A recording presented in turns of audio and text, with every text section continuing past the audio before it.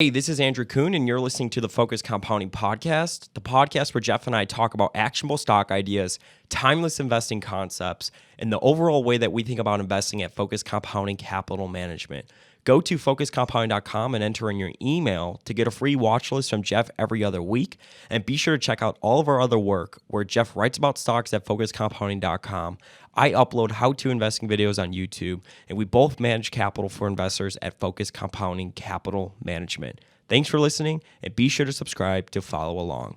Welcome. How's everybody doing? Hope you are doing well. My name is Andrew Kuhn, Focused Compounding, sitting alongside Geoff Gannon. Geoff, how's it going today? It's going great, Andrew. How's it going with you? It's going great. We're back in Dallas. We both got haircuts. We are ready to fire up a video. Right. Mine was professionally done. Geoff does it himself, and we're excited. New York was a lot of fun. I was just excited to leave as I was to arrive.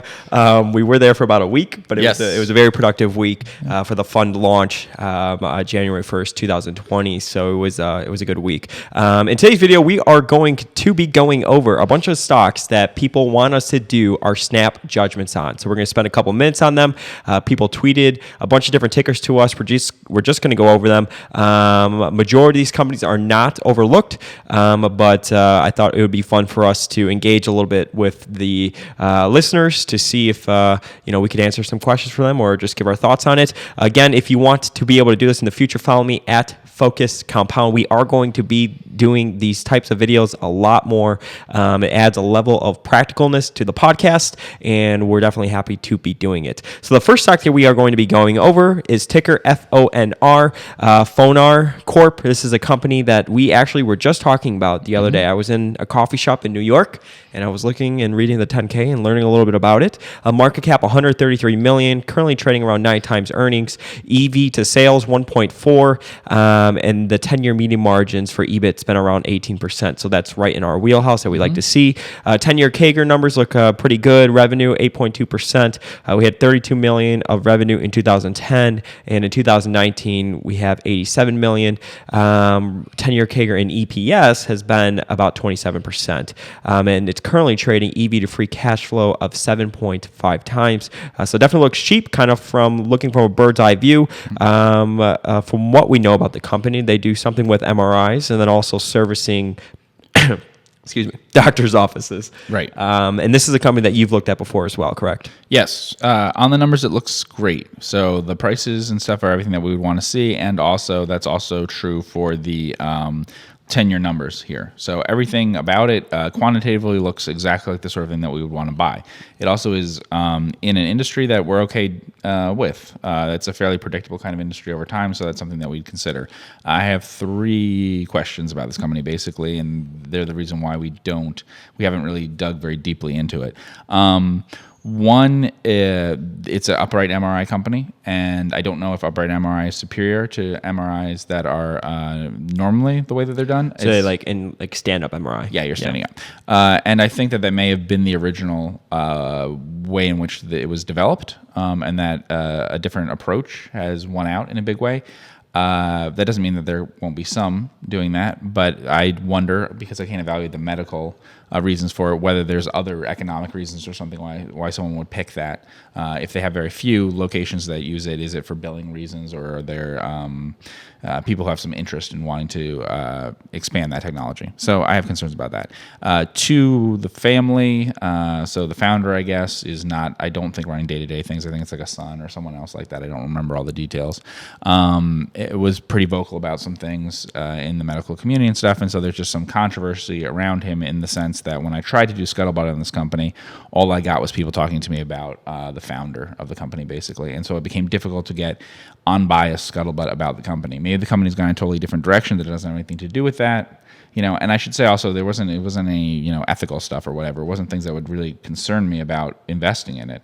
It was just that whenever you talked about the company, all that got brought up is controversies, like just medical controversies in terms of basically credit for the invention of the MRI, to be completely honest.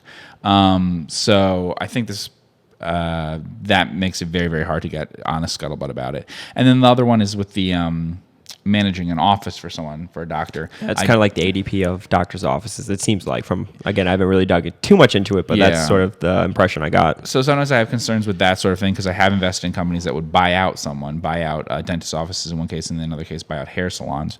And in both cases, I felt that the seller to them had information that it was very easy for shareholders to think that after something was taken over, it would perform as well or better than when it was being run everything in-house. So they're not buying the offices completely, but there could be reasons why the doctor basically wants to only be involved in providing medical care and not doing the other things. They may be slowing down and, that sort of thing. So for those three reasons, it's something that I would look at, but I don't know how to get the answer to those three things. Mm-hmm. Yeah.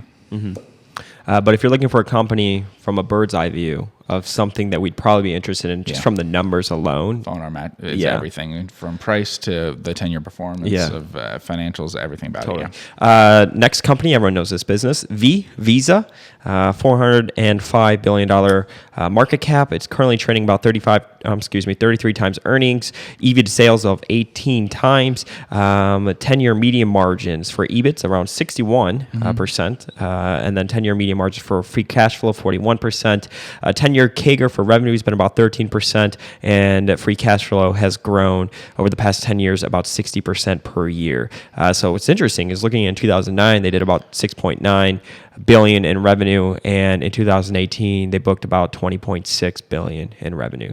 So enormous returns for sure. Yeah, looks like a great business in every way. It's too expensive for us because to buy something that expensive, I would have to know that it's future-proof, basically. Yeah. And I wouldn't be able to know with Visa or MasterCard or American Express in terms of payment stuff that I know enough about what the future will be. I would suspect this company will do fine and that it'll have great returns, and all of the stuff quantitatively shows me that this is the kind of company that would have a tremendous moat, but I'm just not good enough about that. So it's the kind of thing where these prices are these are incredibly high prices to pay for a stock. So the only way they work out is if you know what the free cash flow will be in terms of durability. So you have to be able to, I'm not even talking about you need to know that it's doing well in 10 years. You need to know that in years 11 and beyond, that this is still, credit cards still working and debit cards is still working much the same way that they do. Now, it's just the price. The price makes it difficult for us to do that. So this is the kind of company that's probably a great company, probably will do well for people investing in that stuff. But for us, I just think that it's not a price that we could ever pay for a company. Mm-hmm. Yeah. Yeah, agreed. And obviously, it's very much not overlooked. Correct. Very much. Okay, next company is ARK, and I'm trying to pull up a business description because it looks like it trades in London. Let's see if we could go to Bloomberg, or maybe... Are you sure that's a ticker, or do you think that they meant ARK? That's what I was thinking. Is this ARK like restaurants or ARKA? But he put ARK, but... ARK, the restaurant, is ARKR. Okay, ticker. KR. Yeah. Well, we can just talk about this one. Sorry if this is the wrong company. No, ARK Restaurants Corp. Okay, but because the company's name is ARK, so I just wondered if that was meant as a ticker or meant, Ticker ARKR. Currently trading 17 times earnings, $72 million market cap, EV to sales 0.6, 10-year median margins of EBIT about 5, 10-year CAGR of revenue 2.5% per year, going from $115 million in revenue in 2009 to about $160 million in 2018. Free cash flow has grown, has a CAGR for the past 10 years about 3.4%. But what's interesting is EPS has a negative 3.8% CAGR. So it's kind of interesting to see that. But as for returns, like return on equity, 10-year median margins about 10%. Probably a little low for us, but and it's EV to free cash flow 20 times. So that's like, a 5% free cash flow yield, and price earnings 17 times. I think I already said that, but yes. Okay, so I did a write-up of this for Singular Diligence, so there's a whole newsletter write-up of it. FocusCompounding.com. Use podcast promo code to get $10 off. All right, proceed. So it's like a 10,000-word report or something I wrote up. This is several years ago. What's interesting about the company is if this is true, that's trading at $20.45. I think I wrote up pretty close to $22 a share. The company Landry's, which there's a bit, the billionaire, owns a sports team and stuff, owns that company, and they made an offer. Houston Rockets. They made a hostile offer to take the company at $22 a share. That was several years ago. Who knows? The other things are that ARK has sort of a a lottery ticket, I guess you could say, in the sense that it has an ownership stake and also would get all the concessions business for any development of gambling in northern New Jersey and basically the Meadowlands. So, which is one of the planned things. It was voted down, but it's one of the places where if you did put it, would be really big. People have asked me how big would that be. It would be huge. I don't know if it would be like worth a lot more than the company's entire market cap is now or something, but it could be because a casino operation, a big gambling place in northern New Jersey, accessible to New York, would be the dominant thing. It would be a huge sort of moneymaker and stuff. So to have the partial ownership of that, and then also to have concessions, the ability to get all the food and beverage stuff for that, except for I think they partner with Hard Rock, and Hard Rock can carve out a Hard Rock cafe and things like that there. But the business doesn't grow over time because their leases expire eventually and they aren't able to renew them at each place the way they want. It operates a bunch of large format restaurants, including at some places we weren't far from. It operates some at museums, some at parks, some at all sorts of different things. There was a train station one that they had for a while. The problem is that over time it doesn't grow at all, so you can't afford to pay too high a price for it. If the EV/EBITDA stuff here is true, then I would avoid it at today's prices. I don't think there's a lot of downside to this stock, but I don't know that there's a lot of upside unless you get those things happening. If ever there was gambling in the Meadowlands, then what their ownership that they have is a big part of it. Got it. Next company, BBW, Build-A-Bear Workshop. Currently has a market cap of $43 million. EV to sales is 0.1. They have a 10-year median margin, EBIT of negative 0.7%. Revenue, pretty much all down across the board. We got negative 3.2 CAGR in revenue. Returns from return on equity and return on invested capital is all negative. We got negative 1.2 median returns for return on equity. Free cash flow, negative 18 times. So it's cheap. Yeah. So if the EV to sales number that I'm seeing is right, 0.1 times. Do you actually think this business, though, can exist in 15 years? Yeah. Is it, with like the downturn of like malls and retail and everything, because obviously they're all in malls and stuff like that. Yeah, they're all in malls. Yeah, I think it can. Sure. The issue here is just it's a turnaround. So without studying management stuff like that, I can't tell. If I look at what the historical gross profit margin has been and things like that, and what it is now, basically, that's sufficient that if you could turn around your operations, you'd be making a lot of money versus the market cap. I mean, just to give you an idea here, what was their peak operating profit number in terms of millions? It's right there, 2014, is that it? Or 2015? Yep, 18 million in 2015. 18 million. And what's the market cap now? 43. Yeah. So if it can be turned around, it can be making as much now. It can make its market cap back in a few years. It's similar to like we talked about Tandy before, and people ask me about that. If Tandy can turn itself around, it'll be a big success. If not, it won't be. I feel the same way about both of them. I don't think the problem is the Build-A-Bear concept. I don't think Tandy's problem is the concept. I think it's execution. They probably open too many stores, Build-A-Bear. So Got it. Let's see. Next company, CRWS, Crown Crafts Inc. Currently trading at a market cap of $75 million, PE about 13 times, EV to sales 0.9, 10-year median margins, EBIT about 10%. So obviously we like to see that. Return on equity, return on invested capital numbers look okay, look pretty predictable. We get a 10-year median margin of 15%, both for return on equity and return on invested capital. Currently trading at about 9 times free cash flow on an enterprise value basis, and revenue has a 10-year CAGR of negative 1.3%, going from $86 million in 2010 to about $76 million in 2019. Yeah, so Crown Crafts has extreme concentration. What do they do? They sell baby stuff, basically baby bedding. What do you call those things? Bibs. I got it. I still use a bib. Stuff. Yeah. Sells a bunch of that sort of things through brands that maybe parents know what they are, but I don't know what they are, in Walmart. And so it's a scale type thing. You buy everything from East Asia somewhere, and then you ship it into the U.S. and sell it through Walmart, basically. And you can see that scale stuff on here in terms of the gross profit margins. It's pretty low, but stable, and the EBIT margins pretty high and stable, and the gap between gross profit and EBIT is very low, suggesting that they probably have a lot of economies of scale purchasing from who they choose to purchase from and selling through Walmart by consolidating the account, basically. Walmart probably gets lower prices by buying so much from Crown Crafts. And there are other companies, and I shouldn't just say Walmart, like, what is it? What's the retailer Bye Bye Baby? Is that the one? Things like that. So where they sell a lot of these, they basically concentrate through them. So this is kind of like a middleman. I mean, they have brands, but really the economics of it are being a middleman of being a very concentrated vendor for these retailers. And so you get lower prices on that than they otherwise would. And they're not going to do it themselves, right? So that's the situation there. Obviously, real growth in the U.S. is basically nothing because you're not going to have more babies being born over time, really. It's going to be extremely flat.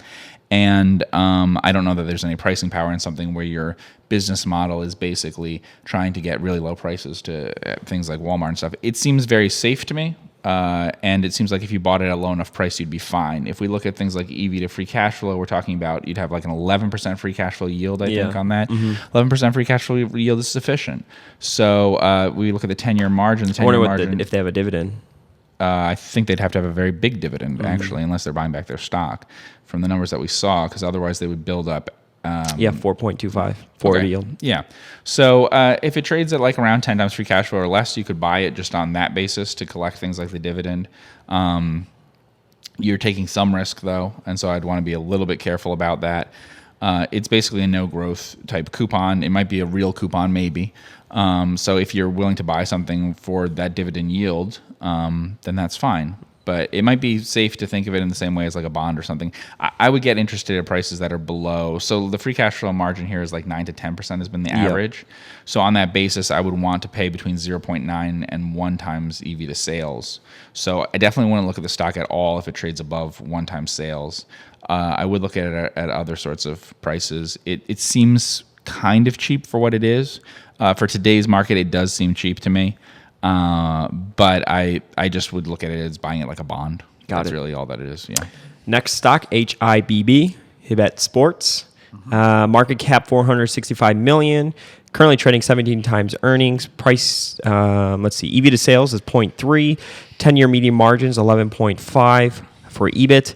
EV to free cash flow 6.6 times, and then the 10-year median returns for return on equity and return on invested capital definitely are high. Return on equity got 23% and return on invested capital 28%. 10-year CAGR for revenue 6%, going from $593 million in 2010 to about $1 billion in 2019, and then free cash flow has also grown about 8.2% over the past 10 years. So yeah, it looks pretty predictable. This actually looks like something, maybe if it was trading a little bit cheaper on a PE basis, that we'd want to take a little bit more of a look at. But any thoughts on the company? Yeah, the problem, so I don't know. It's retail, right? Yeah, so I don't know a ton about it. I know historically that I think its business model, the way it would describe itself is play against sports and stuff like that? It's, do you know Dick's Sports? Yeah. Okay, so what Dick's Sports is to like a metro area like Dallas, I think Hibbett would serve that purpose in a very rural area, presumably one that doesn't have a very big Walmart.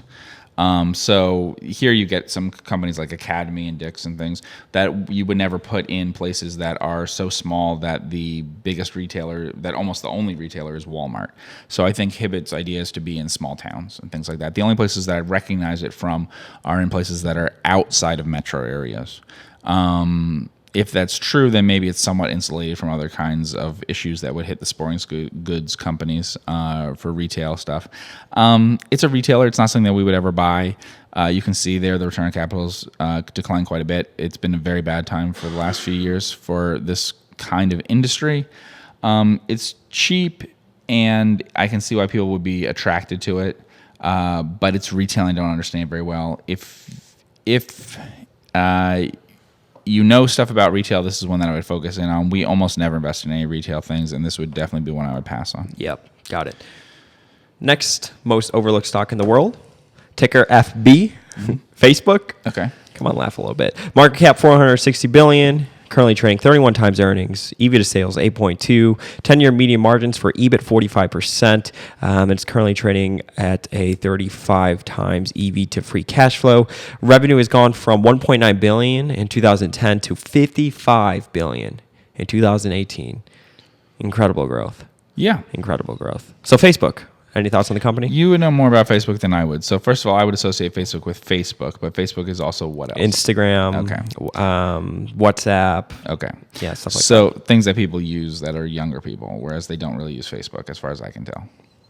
Maybe younger people use Facebook. The only younger people that I know don't use Facebook. Yeah, not a lot of people use Facebook. I would say younger generation. Yeah. So I don't know anything about any of these things, so I wouldn't be qualified to answer it. When Facebook went public, I was working someplace where someone really used Facebook and liked it and wanted to own it, and she didn't know a lot about sort of the stocks and things. And people said, don't buy that. It's an IPO or whatever. And I said, looking at it, the economics of it should be that it's like a TV station, like a local TV station that covers the world. And if that happens, that it's still the dominant source for all that stuff, that's what the economics will be. And what I'm looking at now is exactly that. This looks like a dominant local TV station. Yeah. In terms of the gross profits and things, it's possible looking at this, they might be a little sloppy on expenses. I think they probably are a little sloppy because given the margins and things here and the contribution, they may be overspending on a bunch of things at headquarters. The 10-year median margins for free cash flow, 36%. Yeah, but if Capital Cities was running it, they make more money off of it, I think. Interesting. I mean, that's not, we own a stock that has that kind of margin. Yeah. Given the scale and what it has, I think that about Google too. I think Google's sloppy. But they both aren't making as much money as you'd expect from the free cash numbers in terms of the contribution that they get to the top line. I mean, you can see there like what their EBIT numbers are and things like that, what their margins are.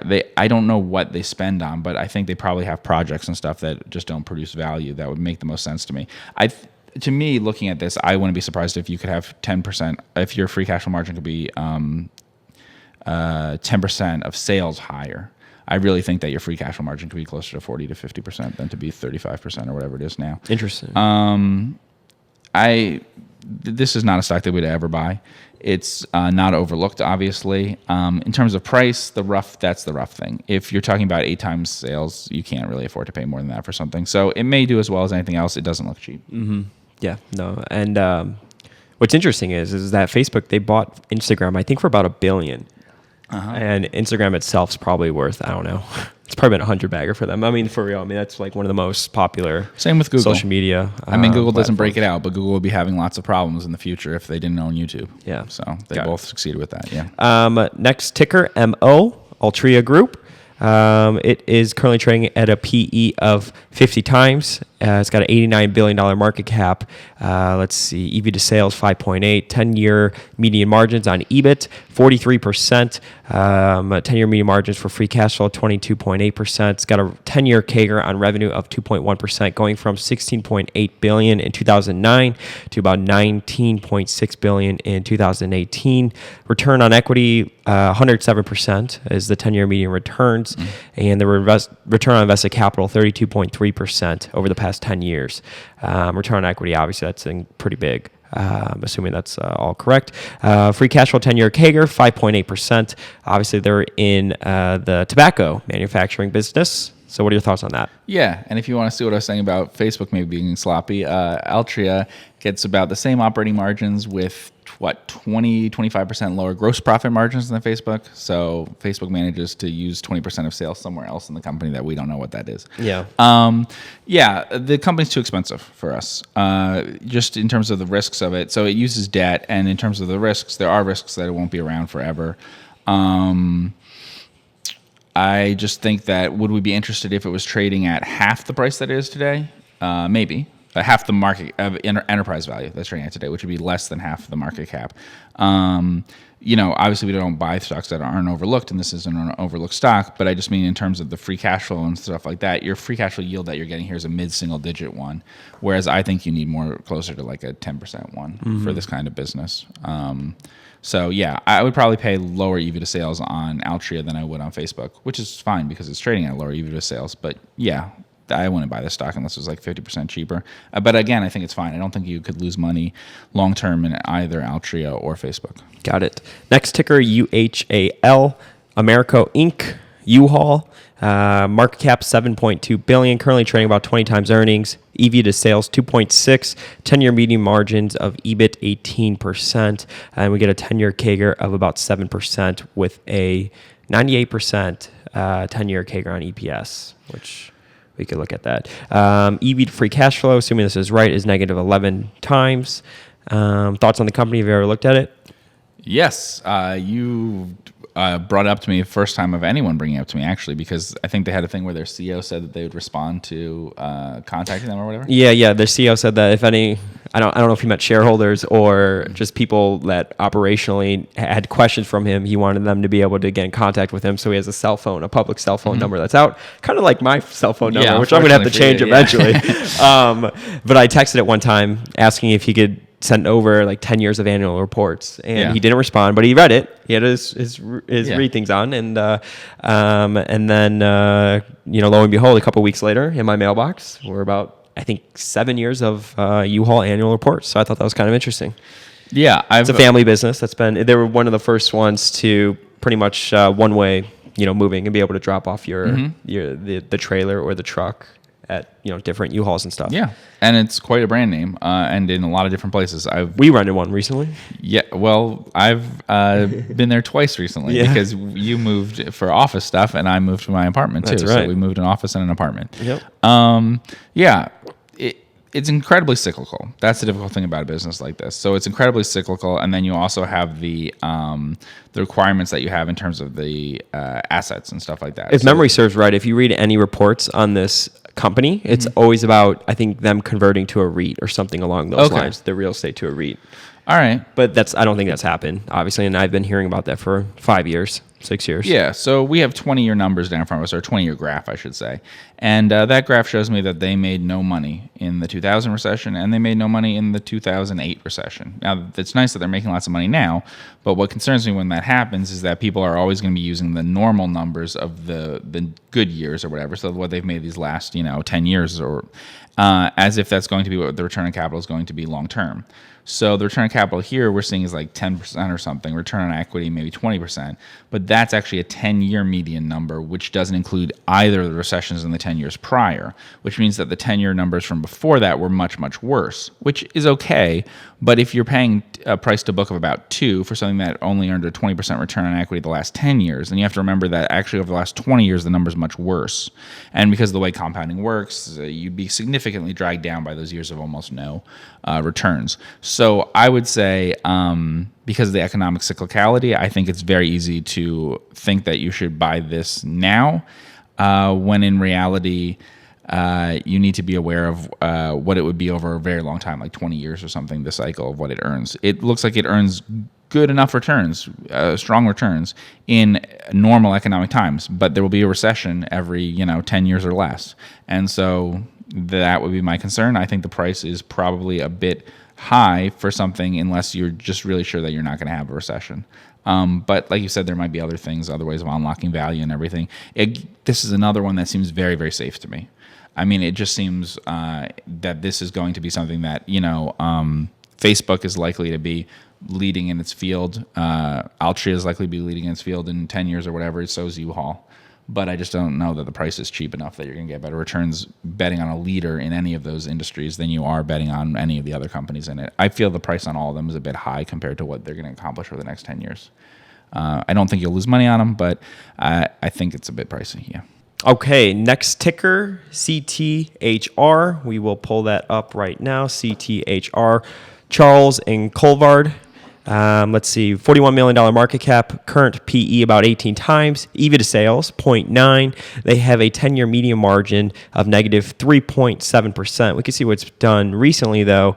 Last year looks like the first year that it was positive since 2013 at 7%. Return on equity, negative, pretty much all across the board. EV to free cash flow, 60 times. Are you familiar with this company? Yeah, so we know that they do something with diamonds. I think a long time ago that they were a net. I don't know if that's always been true or frequently been true. There's some things that are interesting here on the numbers that I'm seeing, which is great for a podcast to be saying this to people. But what I'm seeing is that the free cash flow margin is sometimes positive when the EBIT margin isn't. In fact, using certain calculations here on the averages that they use, they sometimes come up with an average that's positive for free cash flow, but not for EBIT. So that already tells you that something interesting is happening there, probably having to do with diamond inventories. The other thing that I'm seeing is that although EBIT means that they lost money in a lot of years, gross profit is normal for a jeweler. 47.5% is a pretty normal level for a jeweler for selling diamonds. So it might be that they're just subscale or something like that. Market cap is pretty low, 40 million. So it could be something that they need to grow a bunch to be more successful, or it could also be something where they cash accounting is different from what we're seeing here on GAAP. They may not really be losing money in as many cases as we think they are, because they might be converting more. The free cash flow might be, they may have free cash flow when they don't have earnings. And we have a 10-year CAGR revenue of 8.2%, going from $8 million in 2009 to about $32 million in 2019. Yes, I would also caution very, very strongly on this one. I think you should look only at gross profit and ignore revenue. Why is that? Personally. Well, if it has to do with diamond pricing moving over time, then I don't think it's an advantage to a company to pay more to buy diamonds to sell them for no more gross profit. So I think only growth in gross profit is important. So let's look at the gross profit number there and see over time what it's been doing. So that number to me makes more sense. So we have $5 million in 2009, and it goes up to $15 million in 2019. Right, but it rises till about 2013, at which point it drops significantly. Yeah. And then it starts to slowly inch back to where it is now. Yeah, it's for with everyone now being the same as about 5 years ago, with two big drops in between. Right. For everyone listening, in 2009, like I said, it was $5 million, and it rose all the way to $14 million in 2013, and then it dropped to $8 million, then $7 million, and then started to rise again from 2016 to 2019 of $9 million to $15 million. Right. So if I was going to put on my speculator's cap here, we're not going to buy this stock or anything. One thing I would look for is I want a year where there's a really terrible gross margin. So I actually like it if this company has a bad gross margin in some year. See, the long-term problem with it might be that it has insufficient scale and stuff, so that its operating margin isn't good enough, right? That could be a concern as like a long-term business owner of it that you'd be worried about. But the gross margin is a temporary thing, but the stock might over-respond to gross margin stuff, might over-respond to diamond pricing. So I would, as strange as it sounds, I wouldn't look to buy it in a year in which the PE is really low or something like that. Instead, or even the EV to sales stuff, I would look at, can I buy it at a year in which it has really poor gross margins, and then kind of look at a more normalized basis. But I'd avoid buying the stock in any year in which gross margins are really strong. I have no idea, by the way, if that's worked, because I don't have a stock chart in front of me, but I just would warn people that if you see, like, for instance, this stock, let's do this. This stock had really strong gross margins around 2010 or something like that. Yeah, pull up a chart. So yeah, pull up a chart so I can see that. So I would be cautioned that some people might get pulled into the stock when they shouldn't be, when gross margins are strong in diamonds, and then they might get out of it in years when it's not. So yeah, so it starts to rise in 2010. I don't know, that might have been a fine time to buy it, but you see the big drop off after like 2014 or whatever, and that was a period of pretty strong gross profit growth, and then it declines there. So, you know, learn about the business and stuff like that, and look for a time in which there's a temporary hit to it for like poor gross margin and stuff that are some sort of cyclical thing. This seems very cyclical to me. You might want to focus mostly on like price to book, but even that could be tricky.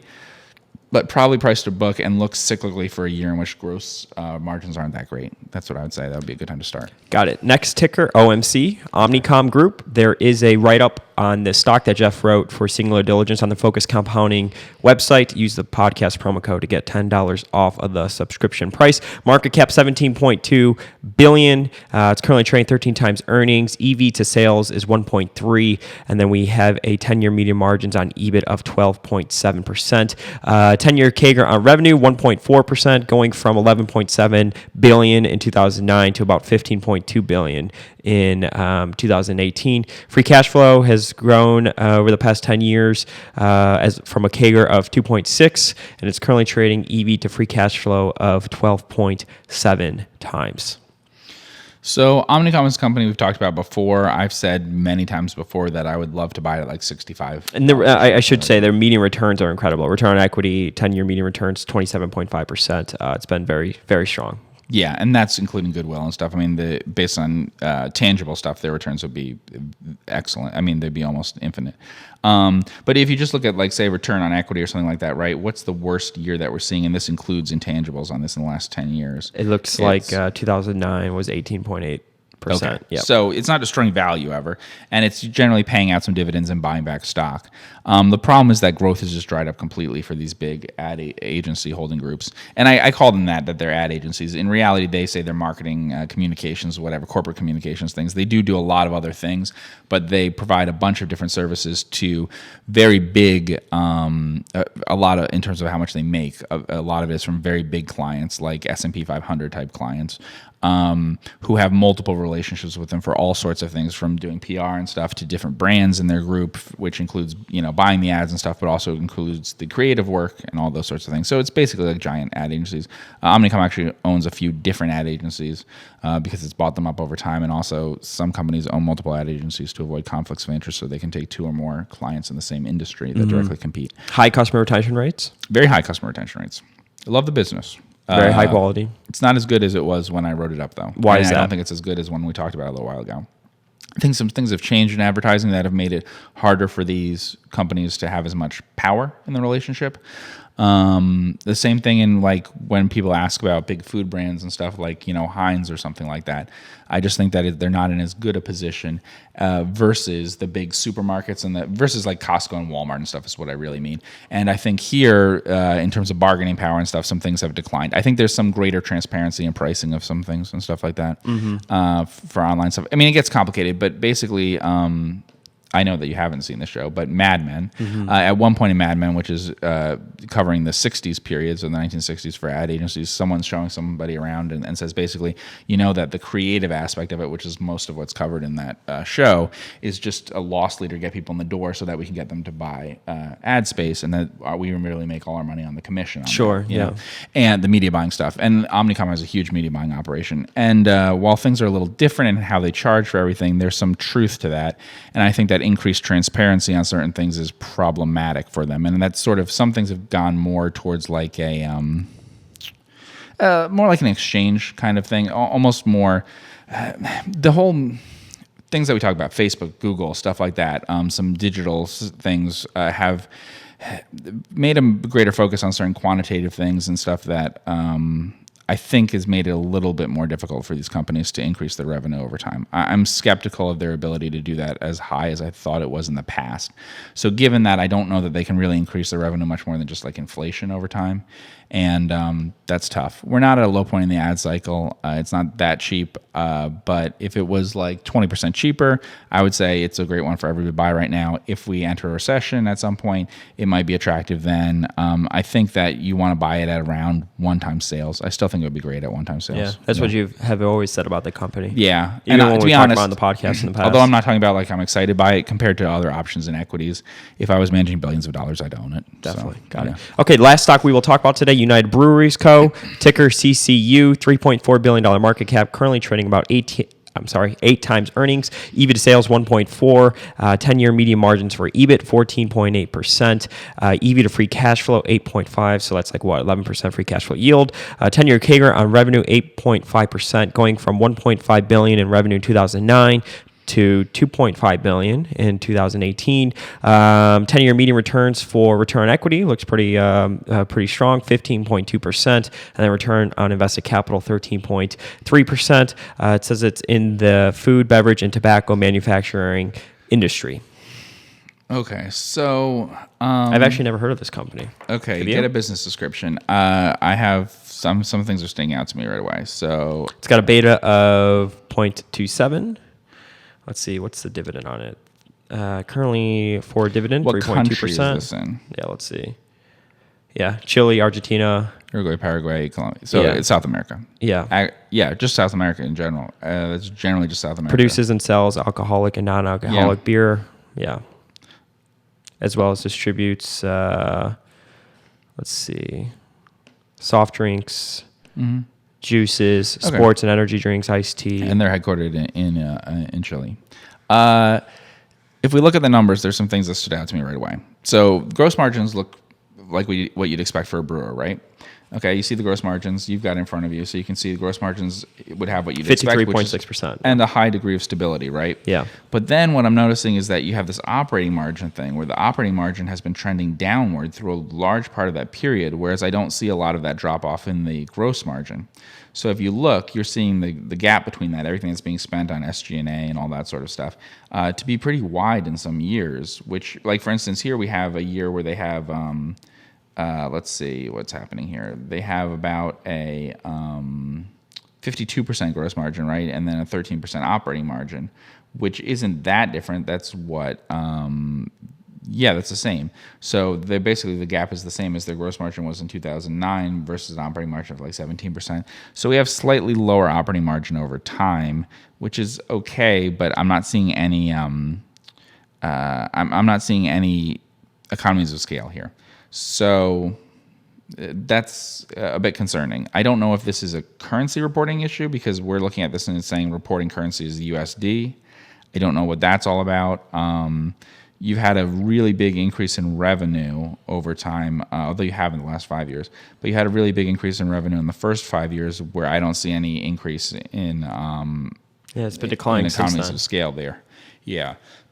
So my concern about that is that, look, this isn't a huge company, right? If these numbers are right, then that company was a $1.5 billion revenue company that went to 2 point something, 5 years later. And yet when it did, I see some improvement in gross margin, right? But I don't see any improvement in operating margin.